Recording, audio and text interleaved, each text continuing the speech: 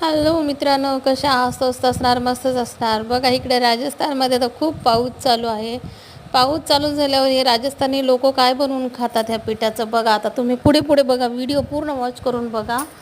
अर्धवट व्हिडिओ सोडू नका, म्हणजे तुम्हाला ते कळणार नाही. ह्याच्यामध्ये ह्या पिठामध्ये टाकलेलं आहे मीठ, मिरची, हिरव्या मिरच्या वाटून टाकलेल्या आहेत. हिरव्या मिरच्या, लसण वगैरे वाटून टाकलेलं आहे. आणि हे पूर्ण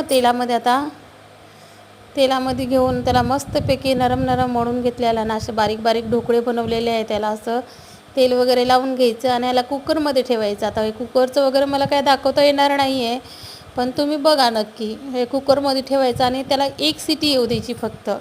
एक सिटी आल्याच्यानंतर काय मस्त खमंग ढोकळे होतात. हे एकदम मस्त चविष्ट पावसाच्या दिवसामध्ये खूप छान बनतात हे, आणि खायला बी मस्त मस्त यमी यमी लागतात.